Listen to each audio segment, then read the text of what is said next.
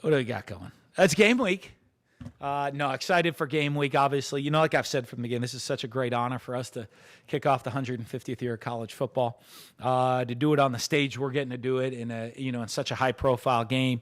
On top of that, having it be an in-state rivalry game is really, really exciting. I know exciting for me, exciting for our players. Great transition. I know one of our big things now is that transition, just everybody transitioning into that game week, into that game mode, and hard to sleep at night, because you get into the off-season mode, and now you just get excited. You're thinking about every different possibility, everything that could happen within the game. So be a great challenge for us. Obviously, they got a first-year head coach, but, he was the D coordinator there last year, so knows the scheme, knows the system, knows the players. Obviously, I know Manny really well.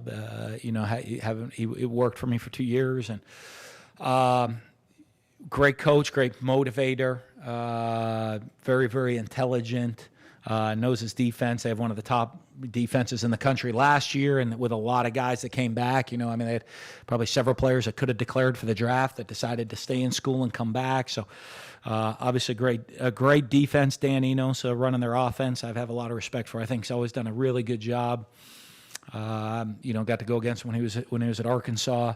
Schematically, I think very sound, very challenging scheme that they run, and very good football coach. So really exciting for us that way. I know our players excited to get out there and transition from going from off-season and training camp mentality into game week mentality. So pretty exciting. We'll be practicing more in the evenings this week for the first couple weeks of the season, because our first 3 games, I think we know, right? They've announced first 3 are all night games, so we're going to try to practice closer to kickoff time for the first couple weeks. What else I got for you guys? Injury-wise, we expect everybody to play that didn't have we have our couple guys with the season-ending injuries, but, we came out, besides those, we're healthy coming out of training camp, with expecting everybody to practice today.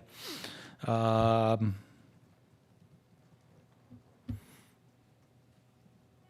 about it. What do you guys got?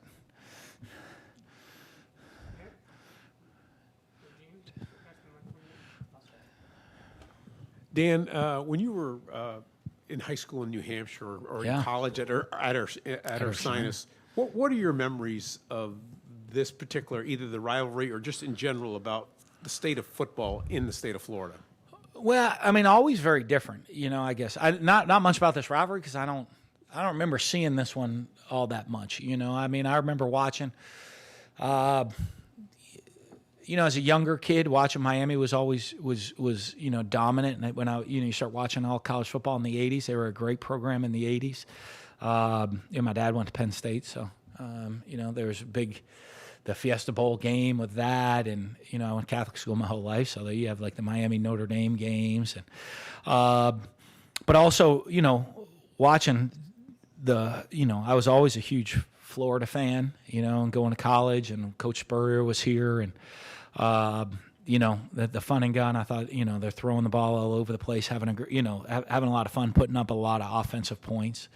So it was always great. I guess probably I always looked at the two teams very differently, and more than playing each other and together, because just growing up. But it was.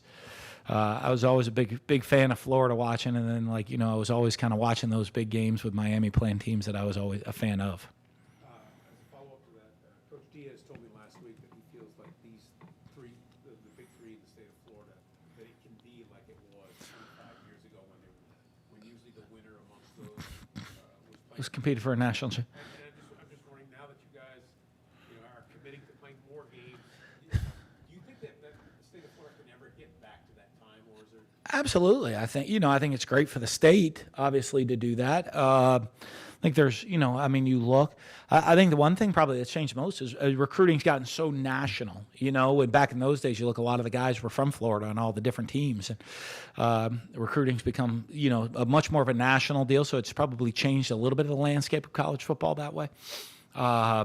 But I think when you look at the programs, the local talent still that is in here in the state, and you look at the history that all 3 programs have, that I don't see why it couldn't get that way, where you used to have 3 top 10 programs in the state. Wow. I think, Just yanked it. sorry. Excuse me.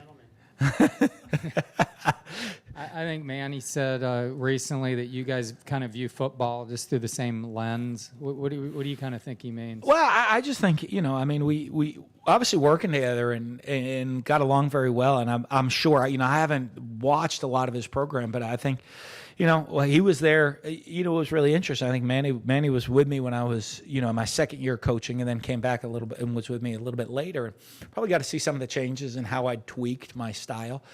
I imagine he took probably a lot of what we do with him, in how he runs his program. Obviously, he's going to have differences because he's going to run it in his style. But I bet there's going to be a lot of crossovers to how he runs the program. And I think a lot of it is just how we view the game, how we view the development of the game, how we view game planning, how we view, understanding within your scheme, here's our strengths, here's our weaknesses within every aspect of the scheme. How are we putting players in the best position to be successful?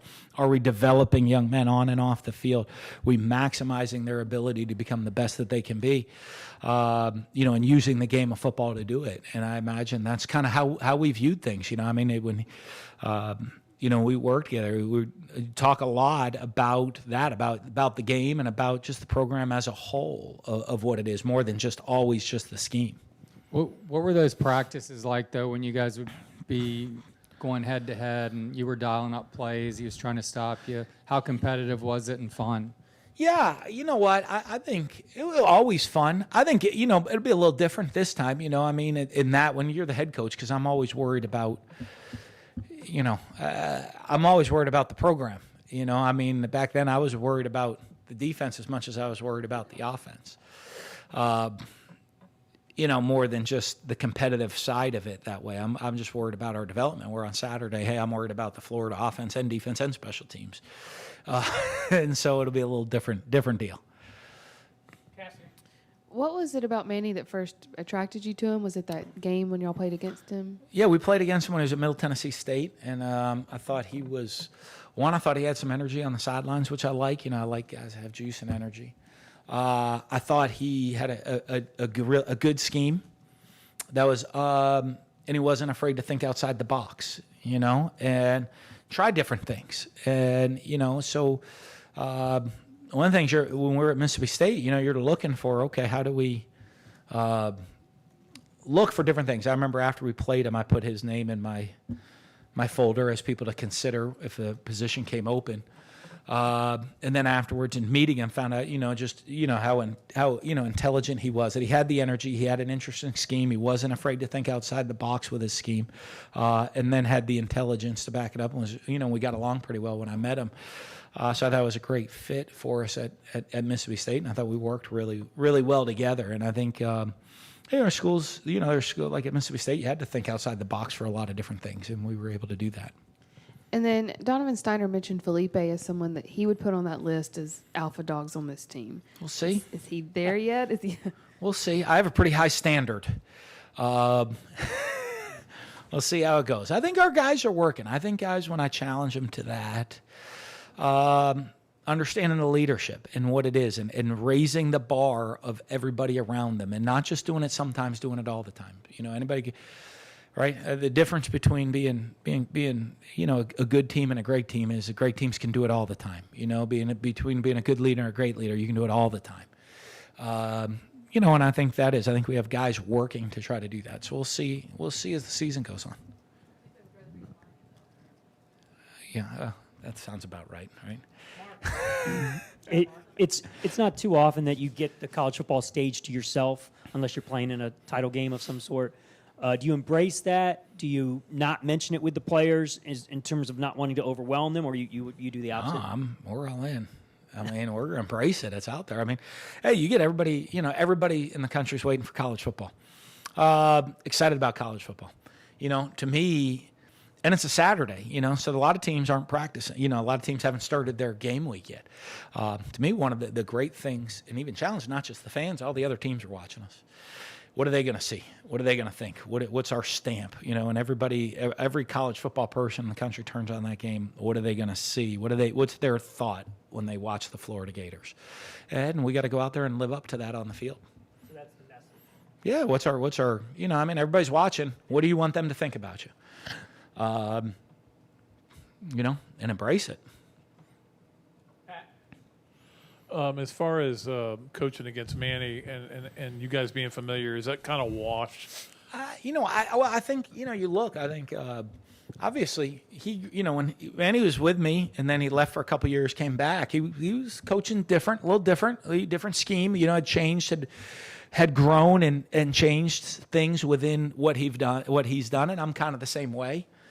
From when he was with me last, we've changed a little bit of our scheme and how we do things. So, and I see that with him. He has too. So I think there is, it's not like, okay, hey, he's running the exact defense he was running 10 years ago, and I'm running the exact same offense I was running 10 years ago in the 2010 season. So, or 9 years ago. So I think that part of it's changed, but there's still that personality that's going to be out there. That he'll understand a little bit of my style and personality of how we call plays, and him the same way. Will over here, right. Hey Dan, what do you like about Danny Nos's offense? What do you think makes it so challenging? Well, I think he does a really good job utilizing personnel. And there's all different schemes. We run. We kind of base out of a spread offense. He bases out of a little bit more of an under center I formation-ish, or not really I formation, but 11, 12 using tight ends and personnel to fit run game and then, but he knows the system, has great play action off of it. You know what I mean? It's one of those. He's not a guy that watches and just takes plays from other people and puts it into creating an offense. He has an offensive system that he runs, and he knows what the answers are to the questions, and he knows how to complement the different plays. And I've always thought it's, playing against them, that they're very, very sound in what they do. They have a very good system that can attack you different ways, and they have the answers to the questions that maybe get proposed during the game. Dan, I know you talked about injuries. Do you expect any suspensions for this game? If we have any, like we always do, that'll be something we'd announce on Saturday before the game. Martin in the back. Dan, after 10 wins, I guess it would be natural to think everyone would be talking about the next level for Florida. And yet you've had an offseason where there have been headlines that no coach wants to read or necessarily talk about. You've answered questions. There have been questions about your program, about you, how you handled things, how you didn't handle things. Have you learned something from that?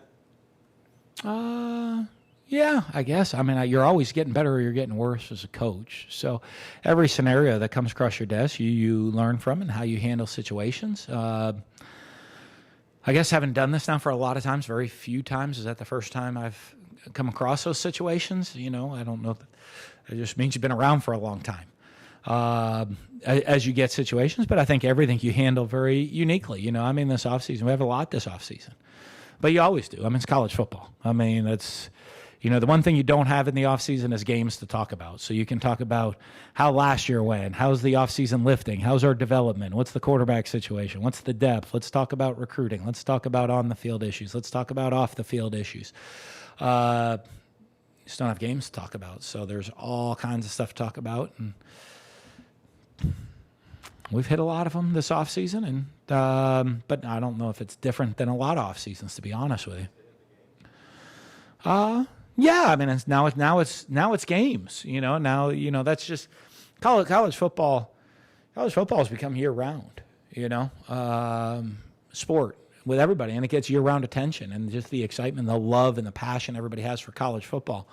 Has really become a year round deal. So it's just. This is the next phase of it, and it's game time, which, that brings its own challenges. Talking about the goods and the bads of games, and hey, this went well, this went poorly, and hopefully it's a lot more good than it is bad. Edgar. I guess it's your 11th season opener as a head coach. What in 20-something, I'm sure overall. What have you learned over the years about how to kind of approach these weeks It's my to kind 25th or 26th. No, overall, something like that. That's a lot. Yeah, it is. Yeah. You've had to learn something. You know, someone texted me something the other day. I said, I still don't know what happens in the world this time of year. You know what I mean? And like, no, go ahead. I'm sorry. I missed what you were saying. Well, I was just I was saying, what have you reminiscing. learned? What have you just kind of learned over the years how to approach these weeks, how to keep the team from not get, especially in a game like this, not getting tight, you know? I mean, Well, I think it's always, the you know, spotlight opening on game it. of the season, you're always got, I mean, there's a lot that goes on. You know, I think as the year goes on, you get into your routine, you know, and it just rolls smoothly. You know, I'm always paranoid this week. I'm like, all right, do I have my whistle? Like everything that I like, you know, that my checklist of things that is just normal. I did it like, I don't know. I got paranoid one year and like, I'm like, oh, so I like, you know, I wrote up a checklist of everything that has to happen. And so I just check to make sure I've done everything possible that could ever happen in a game or do I have my whistle? What pen do I have with me on the sideline? You know, they check everything. So I'm not like, right. What's that? Like the dream you wake up and like, you're not where you need to be and you're in your underwear and you just can't seem to get to where you're supposed to be. Right. Like the nightmare, and it's like that freaks you out. Like, so I want to make sure I never get myself in that situation. Huh? Is that, yeah, did I just like really expose myself? Yeah. Yeah, that's going to be analyzed today on the Paul Feinbaum show right there. People, psychologists calling it. Analyze my dream. No, but so I did all that. But, like, that's what you're always, like, week one, it's like, hey, by week 6, you're like, you know, you're kind of into your routine and you got it going. But week one, you always get a little paranoid. But just for the guys, to me, the transition, you know, it is. I think there's such a big deal of going out to practice today and veteran guys really stepping up with the younger guys of this practice is extremely different than the practice that we had Thursday. I mean, couldn't be more different than the practice that we had Thursday. And we have got to, you know, incorporate. We're no longer going against our defensive practice. You know, you're going to have different checks. You're going to have different reads on offense. They're going to run different route combinations and different running schemes for the defense to fit. And it's not, hey, 1s, 2s, and 3s going. There's scout teamwork. And it is just a very, very different mindset. And we got to make sure the younger guys get everybody into that mindset. I think it's probably my second year. You know, it was second year. Well, I think it was something. I want to visit. You know, I kind of had how we'd always done things. I went and visited Pat Fitzgerald and saw how he did a lot of things at Northwestern. We were friends, and I still remember going up there and meeting from him because it was, you know, he kind of had his whole routine was very different than our routine, and just made all kinds of notes to kind of mesh and create a new routine. But he had this checklist. I thought that's awesome, and I took it to a different level of checklist of every, you know, his were like how, you know, within a game and stuff, but mine was everything that could happen. Yeah, oh yeah, I have it. Like it's sitting on my desk right now. Oh yeah. No, but it has whistle and like the line of check marks of items to make sure I have on me. Like it's all there. But like, you know, like now I have like the equipment manager if you mess something up, there's usually someone there to help you. I'm gonna make it someone will get me to the game on time. So on the right, if we could, guys, for transcription, it'll help a lot more get the microphone. So if you have a question, just click your hand. Chris. Dan, just to follow up to Mark's question, he asked you initially about your knowledge of the rivalry or whatever. Yeah. In terms of tradition, I mean, these two teams only played 6 times in 31 years, but before that, it was a half century of playing all but 1 year. Do you have a sense of appreciation for a rivalry like that that maybe predates maybe when you were paying attention to it and maybe what it might mean to some older people around Well, here? I understand. I mean, I love college football and the rivalries and, you know, what college football is so special because of that, you know, because of rivalry, because of certain traditions. So I have respect of it, you know, but I think sometimes, you know, it gets maybe how deep a rivalry this is gets lost on the people that are going to be on the field on Saturday night, to be perfectly honest with you. Even, you know, I mean, even a lot of the former players, you know, so I mean, you're going back to, 30 years ago, so at 89, 87, it kind of slowed down. So, I mean, you're looking at guys after that, which is a lot of great players on both schools, you know, that this was not maybe the rivalry it was beforehand in that same term. Not that it wasn't a big game, not that it wasn't an in-state game and had meaning when it was played, but it was a rivalry on kind of a different basis. Thomas over here then, buddy. And I know offensive line, especially creating depth, was a big concern in camp. Who would be your first guard and your first tackle up after the starters? I don't know. We'll see how this week goes in practice, see how they figure it out. Do you feel comfortable about any of those guys at this point? Well, a lot of them are young guys, so I want to see how they have never been through a game week at this level, so I want to see how they handle it all. Buddy over to the right, and then Martin again. Dan, as a X and O's guy, you always love throwing those ball plays up. Why is it tight ends come and tight ends go? Sometimes they're in the offense, sometimes they're not. Sometimes they're, forgotten. And you have 3, at least, maybe 4. Could you talk about them and what strengths they have? We have 5 or 6 on the roster, but no, I think it always comes scheme. I mean, one of the big things about scheme is you're always trying to put your guys in position to be successful, do what they can do well, and then take the strengths of our team and get the ball into the hands of our best players, and how do we utilize that and have flexibility within your scheme. So I mean, to me, we have.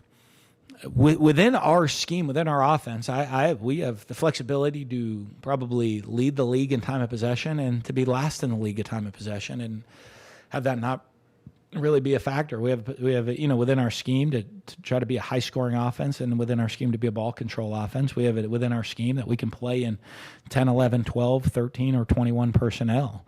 That we can utilize all that within our scheme depending on the players that we have. And so the flexibility to fit that in, to me, has always been a bigger deal of saying, hey, this is our offense. We don't have the players to run that system, so we'll just be terrible. We're going to take the talent we have and then highlight it the best. And if we have really good tight ends, we're going to utilize the tight ends more. And if tight ends is not one of our stronger positions, we still use them, but they're not going to be as highlighted within the scheme.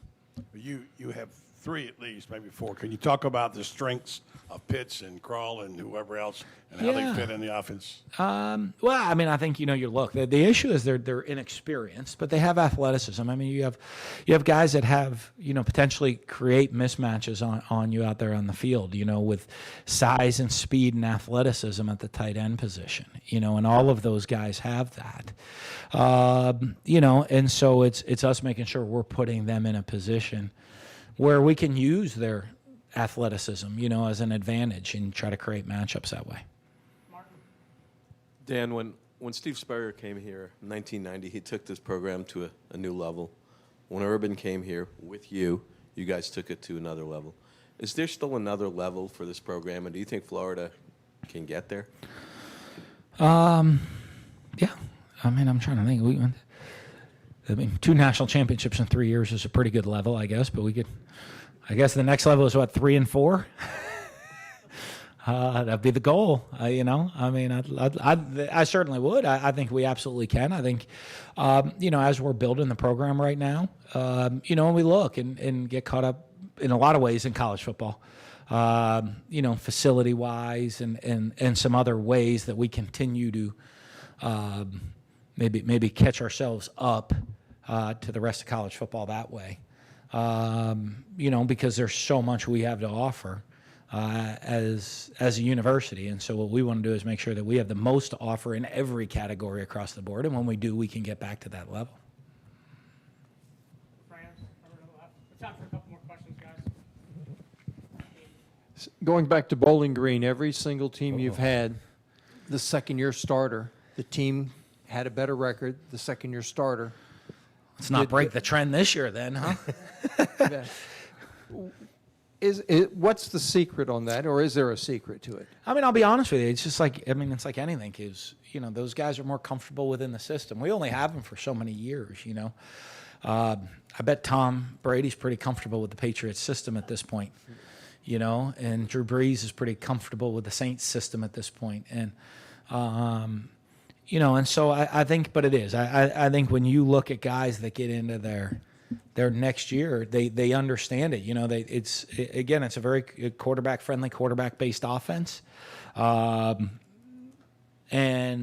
But as those guys get more confident in how to use the offense, they can have bigger years. And we've always seemed to do that with guys because they're just more confident. The quarterback position is much more confident in year two because they've been through it. They've played. They know the checks. They know the reads. They know how when I want to get to plays.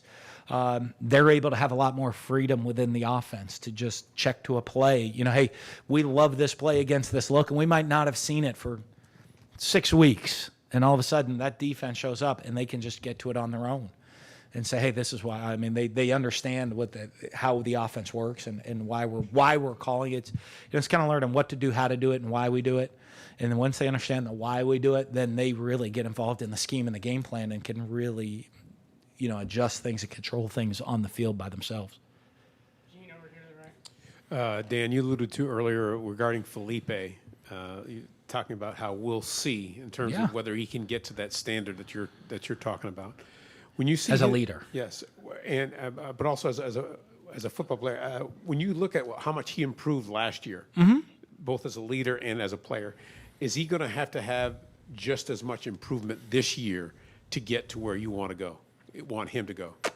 Well, I think I have more improvement this year. I think he's already improved, more during the offseason than he did throughout last season and on the field. In his performance and understanding the system and decision making and making plays, but it is the big picture of the quarterback. It's every intangible that comes with that, of how you manage the game, your decision making and your leadership and your mental physical toughness, all of those aspects of things at the quarterback position, that I think he's taken huge strides at more than. He's completing a higher percentage of his passes. I've seen him do all the on-the-field stuff at a much, much higher level, a greater improvement from January to now than all of last season. So, but the we'll see is the leadership of how he's going to handle the highs and lows and the adversities that we're going to face, whether it's a adversity of success or adversity of defeat, and how we handle all of that in between. On that note, how much leeway does he have with pre-snap reads and being able to change a play or audible hot routes, stuff like that? A lot. As long as he knows why. All I'm ever going to ask him is why. If he has a good reason, he gets more leeway. You know what I mean? If he doesn't know what he's doing, I'll tell him don't do that. If you understand the whys but most of the time for guys, when you start giving them that leeway, there's things they know they want to get to. And they know exactly why we want to get to it in these situations. And then they start getting confident and they see things. And, a lot of times it gets to when the game's on the line, they want to put the ball in their hands, go make the play, and they feel confident to go do that. Did he have that leeway, that ability last year, or is it maybe something that you had to get more confidence in him and see him do it? Yeah, he did, but I don't know if he knew why we were going to do it, so he didn't utilize that leeway as much. Well, was there an area during camp that exceeded expectations for you? And is there an area that maybe you feel like you got to put a little extra work in this week to make sure things are? I don't know if we ever exceed my expectations. I have pretty high expectations. But I thought in camp overall, I thought our guys, I thought we had a really solid training camp with different guys. I think, I thought guys able to make plays and make more plays consistently on a regular basis with our ones. And, those guys that we're going to depend on to be playmakers have the ability to go make big plays within our system. And I think that's pretty good for us. In terms of tightening up by the end of the week, what do you want to accomplish this week, I guess, bottom line? Put ourselves in position to go win the game. I want to make sure that we are completely prepared for Saturday night, and that we're prepared to execute at an extremely high level in all three phases of the game, and that we play with relentless effort. We play with maximum effort come Saturday night. Those are the things. Now, to do that, you have to prepare. You have to know exactly what you're doing, put in the extra time, and be extremely confident with every aspect of the game plan when you go take that field on Saturday. Thanks, guys. Yeah. Thank you.